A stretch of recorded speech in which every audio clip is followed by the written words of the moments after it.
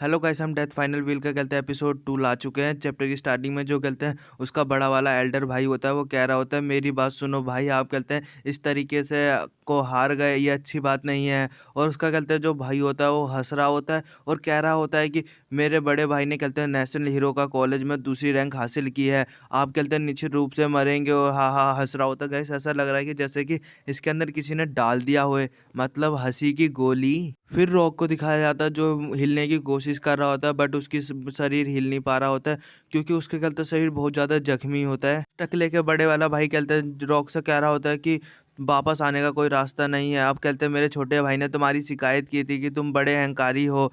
और कहते कह रहा होता है कि ये मत समझो कि तुम कहते हो शक्तिशाली हो, और उसे गाली भी दे रहा होता है। वो दोनों भाई होते हैं, वो कहते हैं वो रॉक के पास खड़े होते हैं और रॉक कहते हैं नीचे लेटा होता है। और वो उसको कहते हैं सांस लेने में दिक्कत हो रही होती है। और कहते हैं रॉक के आँख से नाक से खून निकल रहा होता है और रॉक कह रहा होता है काश ये नहीं होता तो शायद मैं कहते हैं जीत मेरी कहते हैं ऐसी हालत नहीं होती। रॉक और कह रहा होता है कि मैं निश्चित रूप से कहते हैं वॉर हीरो कहते हैं कॉलेज में जा सकता था। निश्चित रूप से कहते हैं मैं इस व्यक्ति से भी अधिक शक्तिशाली बन सकता था, पर अब मैं क्या कर सकता हूँ। फिर और कह रहा होता है कि मैं कितना कहते हैं लाचार हूँ। वो टकला कह रहा होता है भाई उसे, बड़े भाई उसे मार डालो। उसका भाई देख रहा होता है उसकी तरफ और वो हंस रहा होता है, ऐसा लग रहा है जैसे कि टट्टी रोक रखा है। और कह रहा होता है कि उसे भाई मार डालो, उसे मूल रूप से उसे कहते हैं वैसे भी मरने वाला है, उसकी कहते हैं और उसकी माँ की कोई परवाह करने वाला भी नहीं है। टकला बड़ी ईविल में कह रहा होता है उसे मार डालो, कोई नहीं जान पाएगा।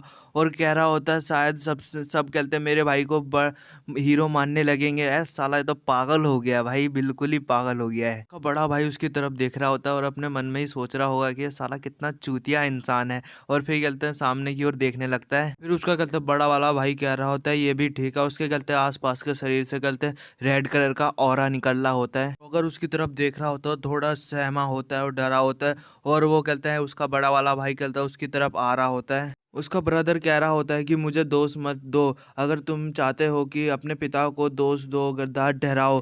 और कहते हैं उसको मारने के लिए अपना अटैक बना रहा होता है। उसका पीछे से कहते हैं वो सांड जैसा वो दिख रहा होता है। और कह रहा होता है यह है कि तुम केवल बस मेरे ऊपर छोड़ दो, मैं तुम्हें मार डालूंगा। और अपने हाथ में अटैक बना लिया होता है, बड़ा एनर्जी सा और पावरफुल लग रहा होता है। टकले को दिखाया जाता है ऐसे फुदक रहा होता है जैसे कि इसके पिछवाड़े में किसी ने कीड़ा छोड़ दिया हो, ऐसे फुदक रहा होता है। और जो रॉक होता है वो कहते हैं लेटा पड़ा होता है धरती पे और कहते हैं देख रहा होता है। गाइस मैं ये अनाउंसमेंट करना चाहता हूँ गाइस, ये अच्छा नहीं लग रहा तो इससे भी अच्छी मेरे पे मांगा पड़ी हुई है तो बता देना गाइस, अपलोड करूँ या नहीं करूँ नेक्स्ट पार्ट इसका। और गाइस फिर वो अपना अटैक बनाता है और कहते हैं वो उस पे कहते हैं रॉक पे मार देता है। और वहाँ पे इतनी तेज प्रेशर होता है कि पूछो मत, रेड कलर का सारी और कहते हैं प्रेशर ही प्रेशर बन रहा होता है, आजू बाजू से हवा बह रही होती है एकदम तेज की। टकला कह रहा होता है उसके पसीने भी छूट रहे होते हैं और कह रहा होता है अच्छा ये कितनी शक्तिशाली ताकत है।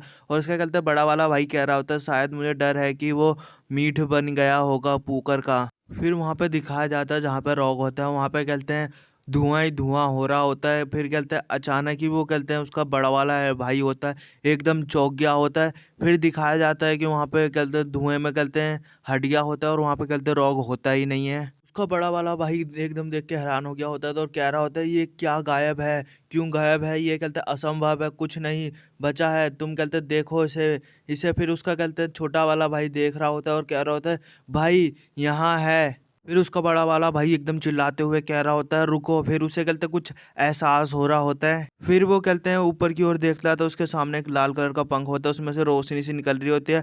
उसके हाथ में आके गिरता है तो वो बोलता है क्या ये पंख है या फैदर कह रहा होता है। फिर ऊपर की ओर देखता है तो वो देख उसकी कहते हैं गोटियां बाहर आ गई होती है, नीचे की नहीं गाइस ऊपर की, मतलब आंखें। फिर वो दोनों ऊपर की तरफ देख रहे होते हैं और आजू बाजू बहुत सारे पंख गिर रहे होते हैं ऊपर ही ऊपर से। फिर हमें बताया जाता है कि वॉर हीरोज कहते हैं नियमों के अनुच्छेद के एक के अनुसार वॉर हीरोज को कहते हैं सिंपल लोगों के ऊपर कहते हैं खिलाफ बल का उपयोग नहीं करना चाहिए। और उसका कहते हैं छोटे वाले भाई का तो मुंह का फटा रह गया होता है, उसकी फट के चार हो गए होते हैं। और उसके कहते हैं बड़े भाई वाले की तो गोटियां बाहर आ गई होती है, मतलब आंखों की यार। फिर हमें कहते हैं पंख दिखाया जाता है जो बड़ा जहर लग रहा होता है, उसके हाथ से रेड रेड ओरा निकल रहा होता है।